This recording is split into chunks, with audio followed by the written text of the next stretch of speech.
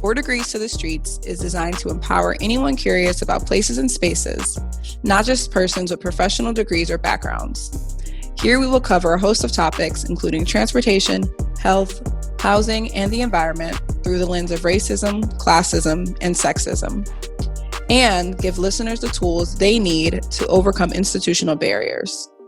Follow us on Twitter and Instagram at the 4 Degrees Pod, and tune in every other Tuesday where Nimo and Jas keep it 4 degrees to the streets.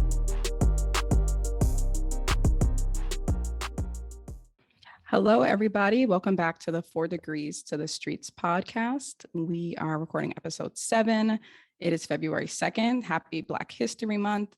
Stay tuned. We have a campaign going all month long. And we appreciate all the love that you all have shown us so far, really since the beginning of the podcast, but even just this month, seeing the support. We have a lot of interesting historical facts on planning, the impacts of planning in Black communities and the contributions of Black planners. So we're excited to share that with you all month. And so, Jasmine, how are you doing today? I'm doing good. The snow is finally melting. I actually hope that that was the last bit of snow that we get until next winter because I can't go on. I can't. I'm glad to hear that. It hasn't been too bad in DC. It's like warm today and like the next few days, but it looks like it's gonna creep back down for the rest of the week. So I'm not getting my hopes up yet, but if I could just make it through to what did they see with the groundhog today? Do we I know? don't know. I don't follow that. Every year they're like, did the ground see a shot? I'm like, just let me know if it's gonna snow again or if I'm good to go. Like, can I put my Uggs away or do I still need them? I have no idea. Right. Can I take out the North Face? Is it breezy? So, well, thanks everyone again for joining. Today, episode 7, we will be discussing the intersections of public safety and public health. And we're super excited. We have our guest speaker with us, Dan Cornfield.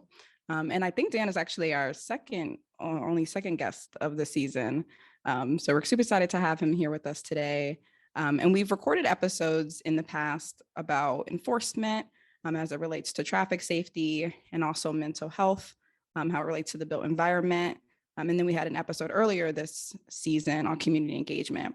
And so we felt this was an appropriate time in the season to really kind of blend all that together, both how it interacts in the community and then also kind of behind the scenes, what is currently taking place in a lot of jurisdictions, and then also what can be done better. And so we hope that both listeners who may work in the field and also residents can hear and learn about how public safety and mental health and behavioral health is impacting everyone, really. Because you could be one moment you're on the street walking and then there could potentially be a crisis situation happening next to you. And then knowing both, individually how to respond and then also knowing the role of the government in that too, whether that's from a policing or health perspective. And so with all that being said, I'm going to go ahead and introduce our guest here. So Dan Cornfield is a consultant, best practices research leader, budget analyst, and police officer. And actually, I do have to say, Dan and I met a few years ago, and I've always been a fan and have learned a lot from him in his work, both prior to some of those roles and during those roles. So we're excited to have him here today. And so Dan spent nearly a decade conducting best practices research in the private sector, followed by 5 years in city government. His private sector work included leading case study writing, benchmarking, and consulting teams at Corporate Executive Board and Frontier Strategy Group, helping cohorts of clients, companies learn from each other, successes, and mistakes. And in 2016, when Dan pivoted to work with city governments, helped them pioneer their practices in public safety. He served in Washington, D.C. as a senior budget analyst in the Office of the City Administrator, as a sworn reserve police officer, and as supervisor of the Research and Analytical Service Branch for D.C.'s Metropolitan Police Department. So welcome, Dan. Thank you, Nimo. It's great to be here. Yeah, thanks for joining us. So we're going to have a few questions throughout the episode. But first, tell us about your background and the work that you're doing now. Yeah, absolutely. So, and it's a pleasure to be here with you. And I listened to your community engagement podcast and thought it was really well done. it's a really challenging space for governments to do right. And I think you were absolutely right that oftentimes, not necessarily intentionally, but an agency already knows what it's going to do and then kind of gets a community gathering together to kind of rubber stamp it. And I thought your example of the Seattle example, as well as Jas, what you said about the power of bringing a group, even a small group, in front of city council and being prepared to argue your point. Really great. So if people haven't checked out that episode, I appreciate it. It helps me scrub into what you guys are all about. And the Seattle example touched on what I'm passionate about, which is best practices, not in theory, not an ideal practice somewhere, but what people are actually doing, what's actually working on the street, and how can other people learn from that. And I have a bit of an unusual background. I guess everybody does, to be fair. Everybody's their special story. But I grew up in São Paulo, Brazil, as a missionary kid there. And so I speak Portuguese. And when my parents moved from a kind of high security apartment to a poorer neighborhood there after being in Brazil for a year, I was 8 years old. Our neighbors, super friendly. They came and greeted us, got to know us. There were only 3 houses in the neighborhood that had phones at the time.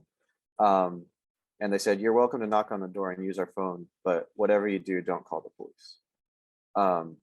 The police are not welcome here. They're not your friend. They will not make things better. If you need help, let us know." And that was a different introduction to a broken police community relationship in a different country. But it always stuck with me. And I remember being angry, even as a little kid. I was like, that's not the way it's supposed to be. Like, these people are supposed to show up and make things better, not worse, you know? And I think that I came to the US for college, and I think at first had a naive view that like policing in America is awesome in comparison. Like, people are really here to protect and serve, you know? And then I realized that it really depends which police officers and what you look like if you're calling them, and which community you're in, and sometimes people have the same experience of the neighborhood that I grew up in, which is to say we are not sure the police are here on our side, right? So that has that's part of my come from, is saying like, I think policing can do better, and I think this really matters because this is kind of where the social contract meets the front lines of people's experiences, right? Where you have the force of the state encounter people. So that's I started to care about public safety from a very young age, and I could say more about that. And then public health as well. So I have a sister who was in and out of hospitals her whole life, and you know, one of the first things I remember being angry about was the poor quality of hospital food. I was like, if people are sick, they need good food, you know. But as I started to work in public safety in DC's budget office, I started to realize that a lot of the problems that police officers encountered, firefighters, and others in the streets were not problems they could solve with the tools that their agency had at their disposal. And oftentimes they're not problems that any agency can solve singularly with the tools at its disposal. And so how can we center help for vulnerable populations, not around an agency's bureaucratic perspective, but instead around a sense of collective responsibility and through cross-agency working groups? And that's part of what my nonprofit is about today, is building working groups that meet weekly, where you have police, fire, mediators, mental health professionals, all coming together to discuss how to make the system better and why cases have not worked out well in the last week or the last month. So excited about what I'm doing. Kind of rambled through a variety of my past and present motivations, but let me pause there and see where you want to take me. Thank you, Dan, for sharing your background. And that is definitely a very unique and interesting background. I'm curious about, were there any triggers that led you to start your firm, Dignity Best Practices, and how did you come up with the name for your firm? Yeah, thanks, Jas. So I had been thinking ever since I worked in the private sector, I was at a place called Frontier Strategy Group, leading research teams and running executive workshops. And I realized, you know what, I love the methodology of what I'm doing, which is helping organizations learn from each other through exchanging stories, candid stories, not just the pretty, you know, publicity stories of we spent a bunch of money and it all went well, but we tried this, it didn't work. We tried that, it didn't work. Then we tried this and it was wonderful. And let me tell you about that whole journey, right? So that was great, but then I didn't really care about helping big companies make more money. So I was like, how can I take this skill set but help cities and people who aren't getting the resources they need learn from each other more quickly? And now I've lost my train of thought. What was your question? I'm sorry. No This problem. was directed at it, but Just the firm Dignity Best Practices. oh Was yes, there a trigger to say, this is why I'm going to start this work that I'm doing? And then tell us a little bit more about yes, that work. yes. So so I went to work in city government first so that I would know something about what I was talking about. But I was planning to eventually start a firm. This was accelerated by the murder of George Floyd because of a few things. One is that just opened up a national conversation, and sometimes there are these moments of crisis and opportunity where things that have been frozen in a particular way of being for a long time unfreeze, and that moment is a window of opportunity and that refreezes again, right? So and I hope that, you know, we have the attention span as a nation to keep working on the innovations in public safety that started about 2 years ago now, almost. But when I think about the financial crisis collapse in 2008, 2009, it seemed like there was nothing more important in the world than financial sector reform and fixing the banking system, you know? And I was like, of course they're going to get this close to right this time because everybody is focused on it. Like every intelligent person around the world who has anything to do with public policy is like, how do we fix the banking system?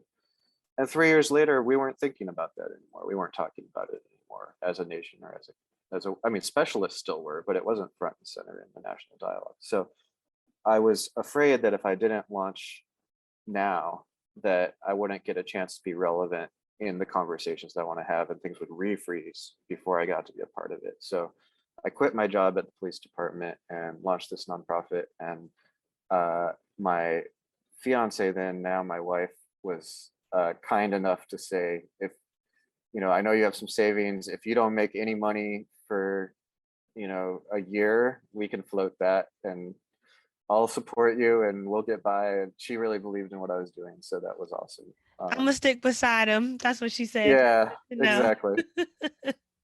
Yeah. So that was a year ago. And it's been a great journey. And I've had help along the way from lots of people. So I'm very grateful for that as well. But so it had been a dream for a while. The dream evolved through my budget work of not just saying, let me help cities learn from each other, but specifically the intersections between public safety and public health. Let's work on what that means for vulnerable populations. And what I mean there is things like homeless people, people struggling with substance abuse, opioids, domestic violence victims, families struggling with their kids not attending school. There's a whole series of issues where somebody might intersect with the police officer one day and a social worker the next day might touch that same family. And they might have no idea that another representative from the government was just there and was trying to interact with being helpful in the same situation. And mental health crisis is a big part of that intersection as well.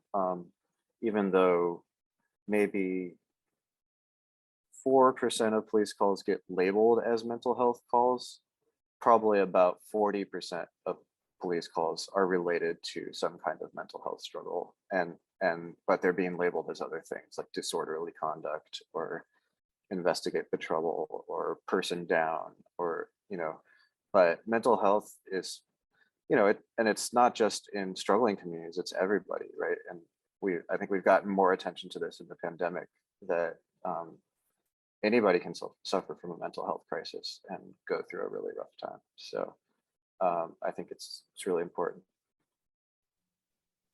Yeah, when you mentioned the pandemic and kind of the freezing of the unfreezing of movements that have been stuck in place, I definitely think the pandemic also showed the mental health aspect. Like it became a moment to practice self-care, became a moment to check in, the time to get therapy and seek resources also became a moment. Similarly, it's like it makes me so happy to see, and I hope it stays, I hope it stays that way. Even to have conversations in the workplace around self-care and yeah, so just seeing how it connects to with how the nation is currently observing police departments and interactions. And another theme I was hearing, and I'm curious, we might get into this more. I'm so curious about these working groups. And you mentioned helping private companies learn from each other. I'm curious how any potential resistance happens, or are groups more likely to be open to learning from each other when they don't know each other? Like, how does that work when they're all in the same government or in the same place? Yeah. So I, of course, haven't worked for most city governments or county governments, so I can only speak from a small subset of experiences. But um, I had um, I think, a mistaken fear impression about the public sector, which is that there'd be a bunch of people working for the government that were just playing solitaire and saying, nah, it's really hard to fire me, so I'm just going to sit here and not do my job. And that is not something that I found in city government. I found that most people were doing their job, wanted to do a good job. Um, but I did find a different issue that was troubling, which is a lot of hierarchy. And so if new ideas come from the top, people act excited about them. But if they come from the middle or the bottom, people kind of say like, well, that sounds like a pain in the ass. Let's just do what we're supposed to do, which is what we've already been doing. Um, and uh, and so sometimes there's a staffing model mindset in government, which is I'm here to make my person above me look good, as opposed to a team model mindset, which is we're all here to solve problems together. Um, and so I was kind of surprised by and saddened by the lack of like whiteboarding in government, which is like, let's write up a problem on the whiteboard and like then figure out, brainstorm, what can we do about this? How can we make it better? 6 months from now, how can we get in a better place? Um, some agencies have healthier cultures than others, of course, and inside some of them are better at that.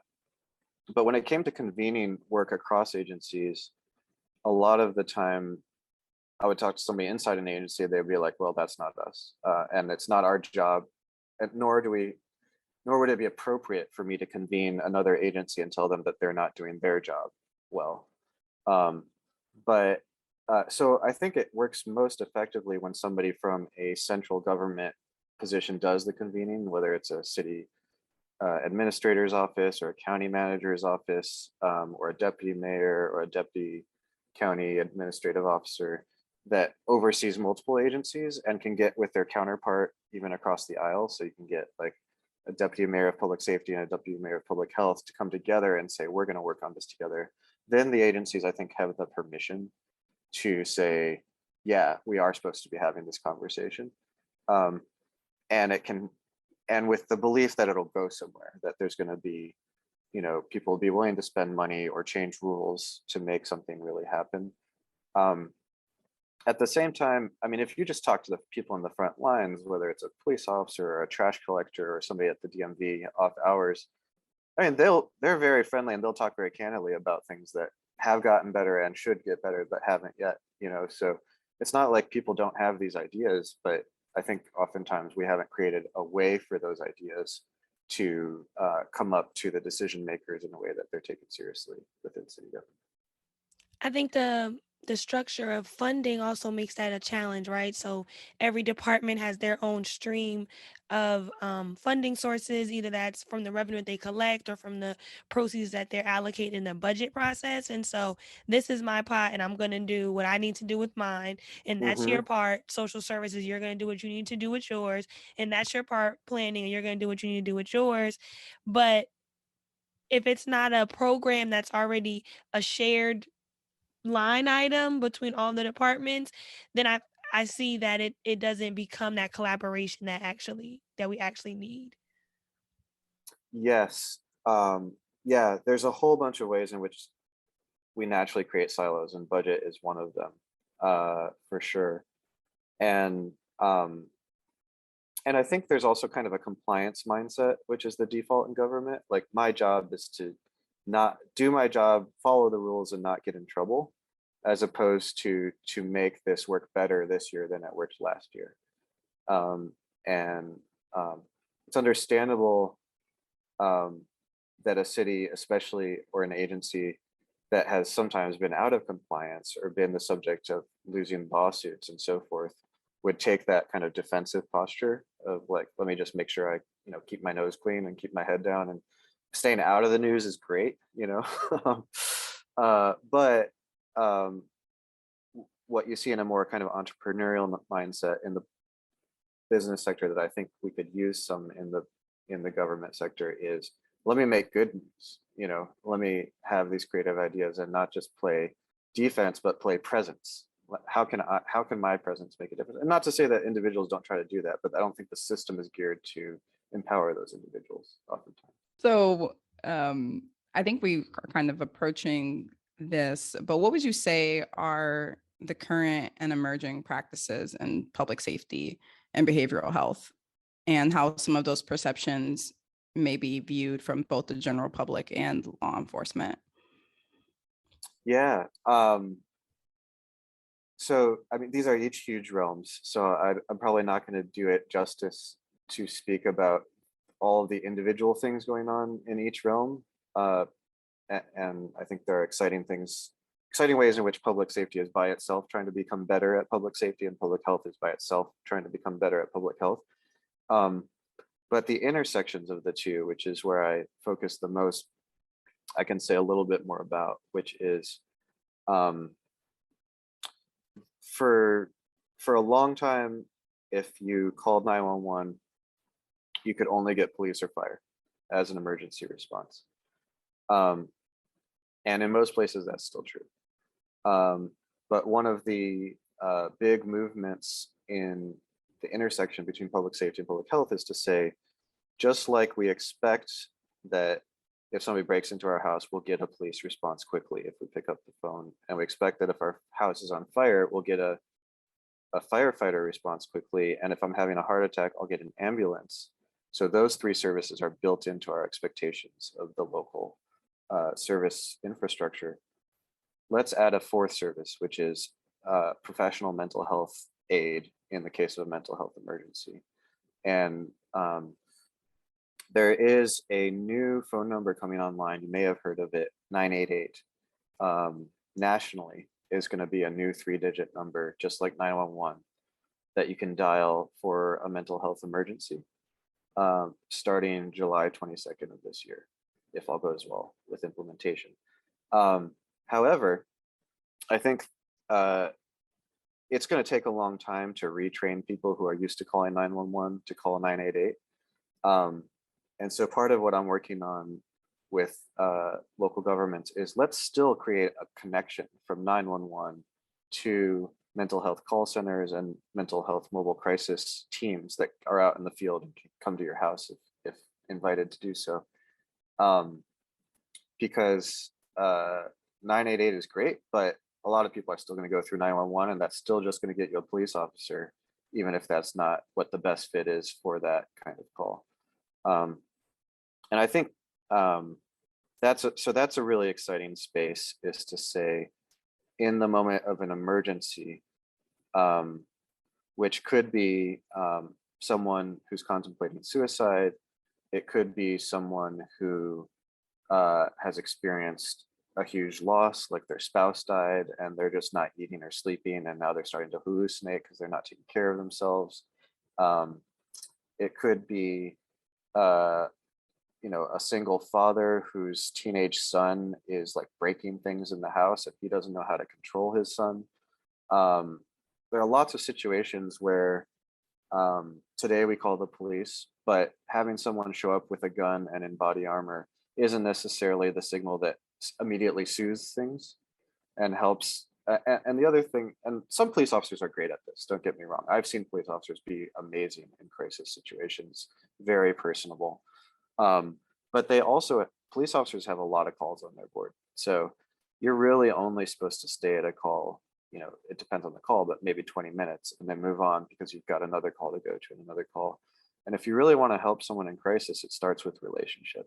And so one of the things that a mobile crisis team can do is sit there with you for 2 hours, 3 hours, talk to you about your family, what's going on, start to build a connection. Because that's, without trust, you're not going to help someone, right? And without a human relationship, you're not going to help someone in the deepest ways. I mean, if you need to pull somebody out of a well, all you need is a rope. But if you need to pull somebody out of a mental well, you first have to build that trust, which is like the rope to pull somebody out of that well. So I'm very excited about this. And then the emergency response is just the first step in a system. So the next question is, if somebody can't stabilize at home, where do you take them? Or where do you encourage them to go? And the traditional options have been jail or hospital. And both of those are unpleasant options for a lot of people. And so there's an emerging space of crisis stabilization centers, crisis response centers that are, instead of kind of the fluorescent lit, austere waiting room of a hospital emergency department, you walk into a living room type setting, sit on a couch, there's paintings on the wall. And so you don't have to wait 3 hours to be seen, you wait 10 minutes to be seen. And they can keep you up to 23 hours in some cases. There's a different set of legal requirements if you're going to hold somebody for 24 hours or more, and they have to have a bed and so forth. But these centers are great when they work well. The last thing someone needs when they're having one of the worst days of their life is often to be incarcerated or to sit in a hospital emergency room for hours and hours. So I'm excited about that next step. And then there's more steps. There's the follow-up, right? How do we get good at keeping that relationship alive? And this has to do with the case management and side of human services. And then ultimately, how do we equip communities to better care for themselves so it doesn't get to that emergency moment, right? And so there's an organization called NAMI, for example, the National Association of Mental Illness, that has local chapters, and those local chapters have peer support groups for family members taking care of people with mental illness, which is really important because if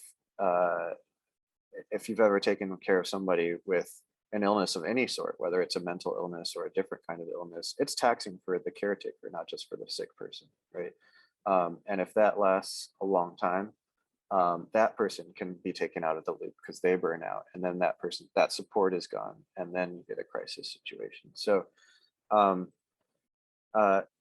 there's what's called the continuum of care, all the way from community supports to emergency to stabilization to long-term care to community supports again. And each part of that continuum of care doesn't function as well as it should oftentimes. But what I really like to focus on is the handoffs between the pieces, because people get lost in the cracks. Like you might be held in an emergency room, then sent to a psych ward because you're an involuntary commit for being a danger to yourself. And then when you get out, you're supposed to have, an ongoing kind of follow-up from somebody, but they might never show up or you might never call that number. So how do we connect the gaps between these different kinds of care so that people don't fall through the cracks in between? Yeah, I think those are all excellent points. The emphasis on having the right crisis respondent when you need one. So a police officer when you need one, a firefighter when you need one, an EMT when you need one, and a mental health professional or service worker when you need one. And Hmm. then that in social services, we call them wraparound services, but the continuum of care is the same idea of that person having the services that they need so they can succeed in life. And that takes us back to local government because often that's your city or municipality or county that's handling all of those services, the police, the fire, the housing that you need, the transportation that you need to get to places and that whole loop of things. And so I think that's amazing. I know there's been outside of kind of public safety and public health, there's been that third loop of housing. And so being secure in your place to live, and that relates to homelessness services and things like that. Hmm. A question we wanted to bring up was, I guess it gets more into the organizational structure of municipal government, is how does that police department fit within the local government organizational chart and their city leadership? And then within that question, if you could discuss the relationship or the cycle between legislation and enforcement and policing. So how do the laws that are established by city councils and mayors and ordinances and things like that relate to the practices of policing, and how might there be room for growth or for change in that area? Yeah, wow, there's a lot packed into that, and I'll do my best. There's 18,000 police departments in the United States, and each one does its own thing to some extent. So there's not a kind of mandatory curriculum for police training nationally. Some states do have a mandatory curriculum. So like the state of Washington, not Washington, D.C., but Pacific Northwest state of Washington, sends every police officer in the state through the same academy. So they have a consistency of the training that they're getting. But that's kind of unusual. And Shout out to my um, home state. yeah, that's right. Seattle, right? Yeah. Yeah. Um, so police departments usually are one of the biggest expenditures of city governments, and sometimes county governments. And there's also sometimes a sheriff's office, which is a different thing because police are appointed and sheriffs are elected. Um, and I could say more about that if you're interested. But um, also, I mean, we think of like LAPD when we think of police departments because it's in the movies, right? And they're like giant organizations, and you could get stuck being a low level, you know, detective somewhere in a back room, and you were supposed to have been promoted 5 times, but nobody appreciated you. But the average police department in the United States has something like 12 officers, so a lot of them are very small organizations, and there's a big difference between a township police department and a big city police department as well. So just to kind of mention that. But legislation is an overlapping thing, in our beautiful and messy federated states of America. We have national legislation, we have state legislation, and we have municipal legislation. So in the academy, that's part of what you learn, is like what the rules are for the particular jurisdiction you're going to be policing in, which are different in different places. So for example, it's become common these days for it to be legislated that if there's a case of domestic violence, there's a mandatory arrest. But that wasn't all of a sudden everywhere true. It started in Minneapolis, I believe, and then people thought that was a good idea because of a particular study that showed some positive outcomes for the victims of domestic violence when an arrest was made. And then it just kind of spread. And so these days it's very common. And I think the pendulum has swung so far that people are starting to question, wait, are all of these arrests a good idea? Because not everything that qualifies as an assault to a police officer is necessarily something that it's worth taking somebody out of their home, maybe having them lose their job. But it depends, right? So like technically in DC, if someone pushes someone, that's an assault. And if I hear that a man pushed a woman, or a woman pushed a man, or a man, or a woman, and they're in a romantic relationship, or they're family members, I'm supposed to put one of them in handcuffs as a police officer. And like a push is something that's going to happen in the natural course of human affairs, and it's very different than a more serious act of violence, right? So I think legislation sometimes swings in one direction, and then people start to see the unintended outcomes of that legislation, and then it swings in another direction, and hopefully those swings come towards a balance, towards a more perfect mean, if you're an Aristotelian optimist. But sometimes it's just kind of manic swings, like it swings way too far in one direction, it swings way too far in another direction. As far as enforcement, police officers usually have a lot of discretion in how they respond to a situation. But sometimes that discretion is taken away from them, like in the case of domestic violence, that has often been the case, is to say, I think there was a fear, and an understandable fear. Increasingly, we have more women on police forces, which is awesome because I think women make great police officers, but that men would go to a family with a domestic violence situation, talk to the man, and he'd be like, oh, you know how it is, man.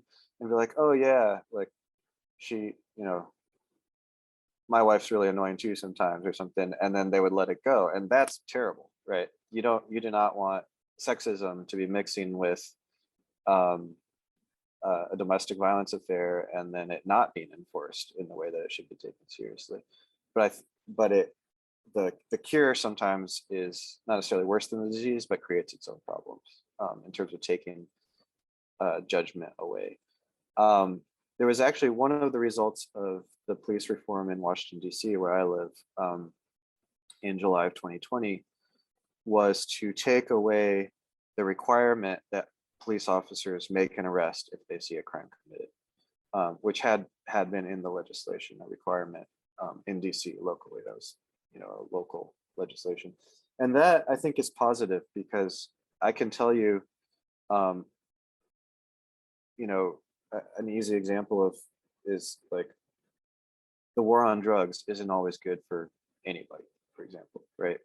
And so I've been in cases where we come up to a homeless person, they've thrown a crack pipe in the bushes, and like technically I know they have illegal drug paraphernalia, I'm supposed to make an arrest.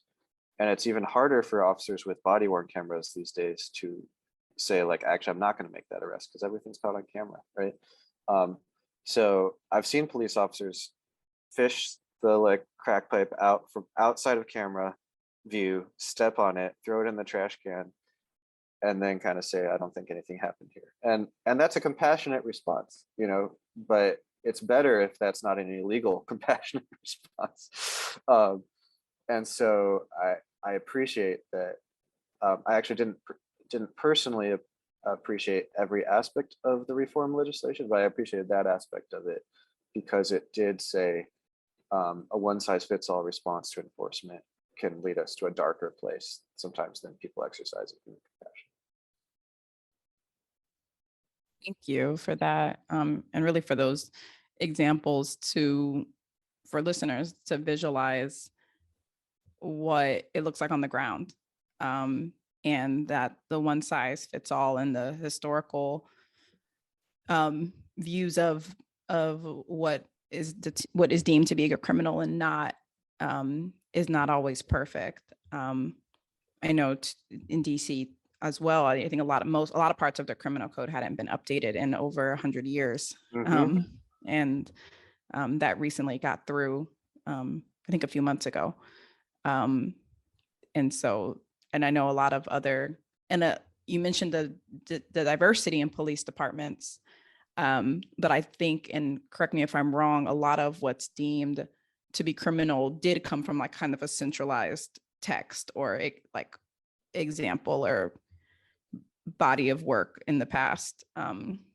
So DC has its own criminal code, but then there are federal criminal statutes, and sometimes those overlap in confusing ways. So, for example, marijuana for personal recreational use is legalized in DC, but it's not legalized by the federal government, and so the park police will still arrest you for it in Rock Creek Park.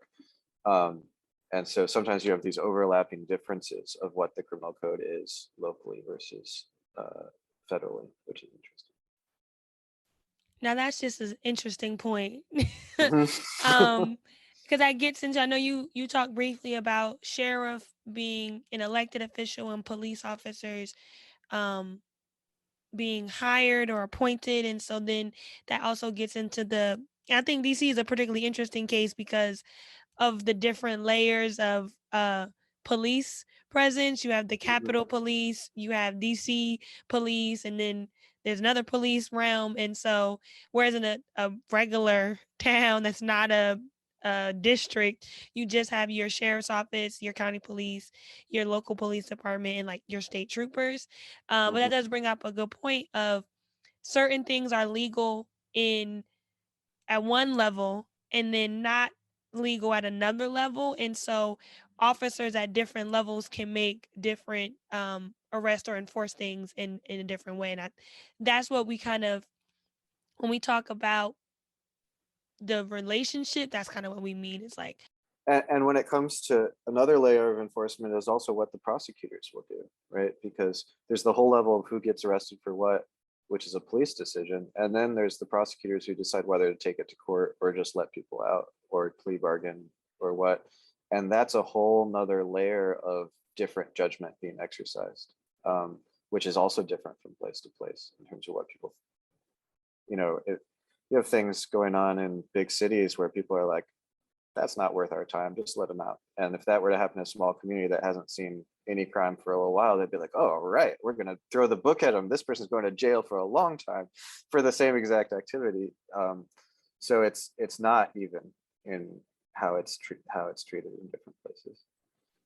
yeah, they're prosecuting, and they have, I remember from some readings I was doing in school, the different minimum standards for how the sentencing standards and sentencing minimums, and then you get to the judge. And so, yeah, tons of layers.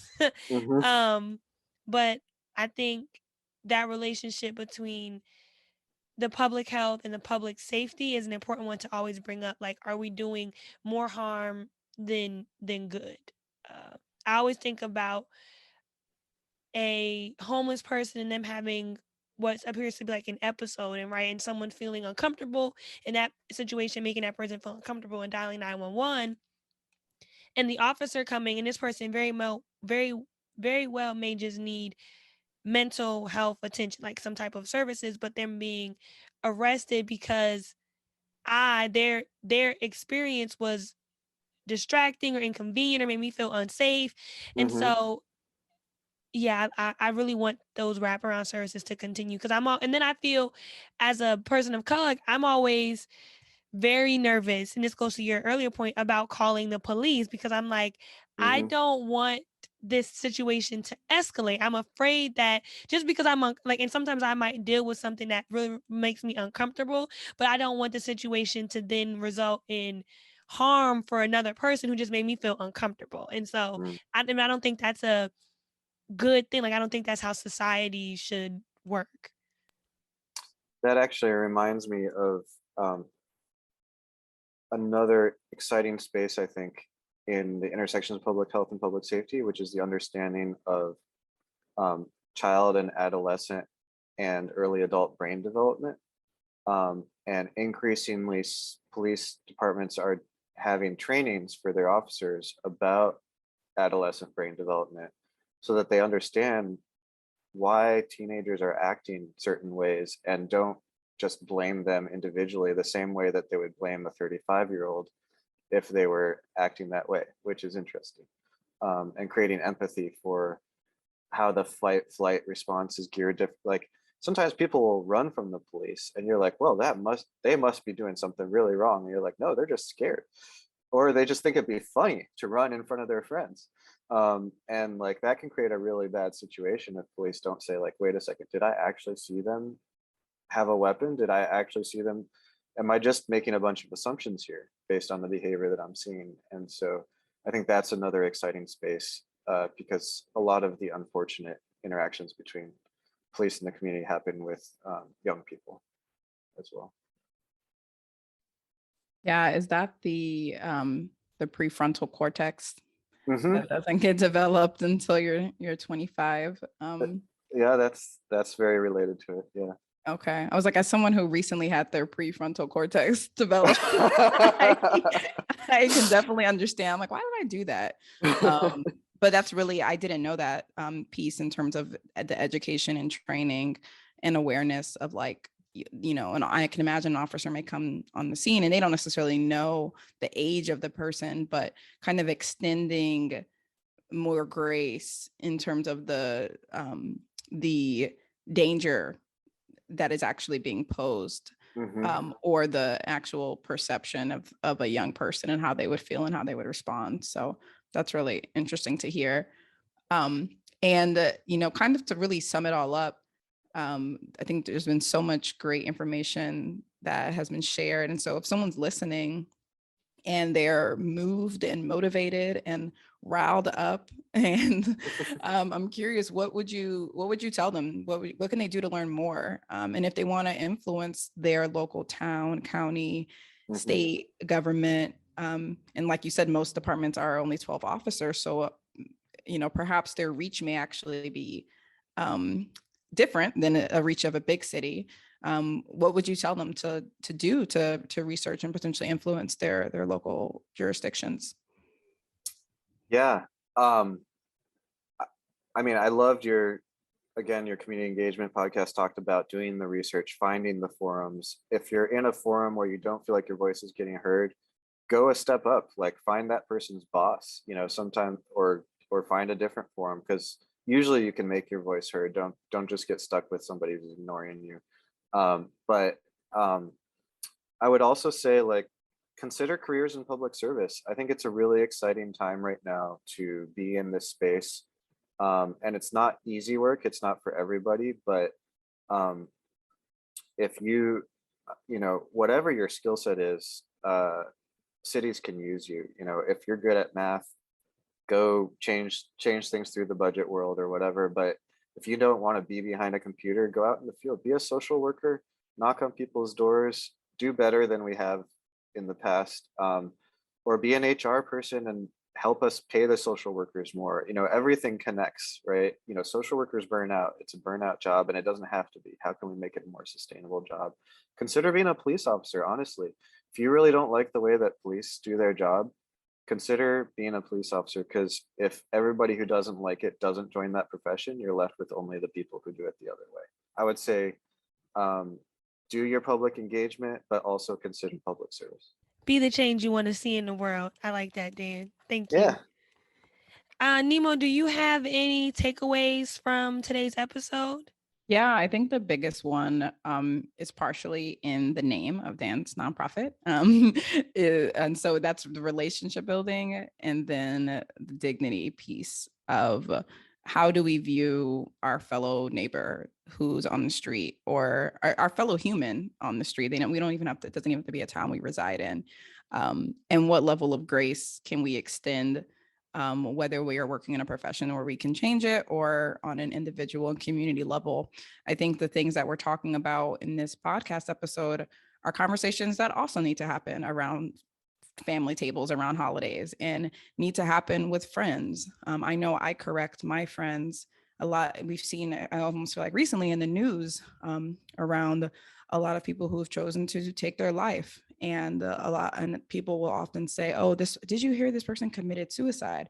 And I always say, hey, just so you know, when you phrase it that way, it criminalizes the choice that someone made.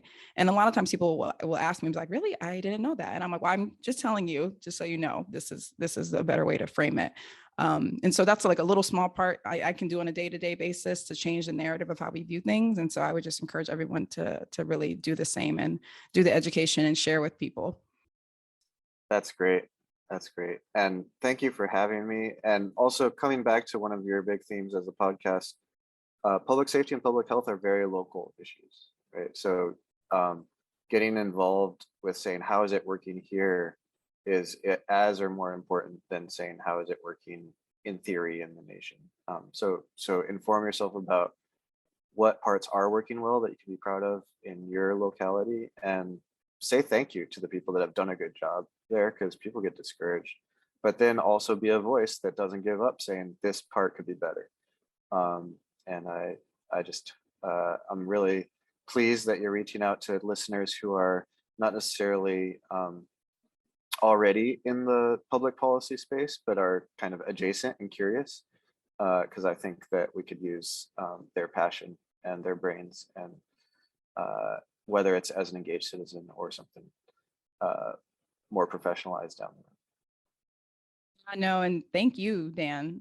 Thank you for joining us. I feel like there was so much we couldn't even squeeze in. So there might be a part two. Maybe there'll be a part two next Sure. season. We shall see. But yeah, thank you again for your time and joining us. And to everyone listening, we hope you got something out of it. I know I did. I have like things I wrote down to research later. And you can join us every other Tuesday. And follow us on Instagram and Twitter at the number 4 degrees pod. Peace out, y'all.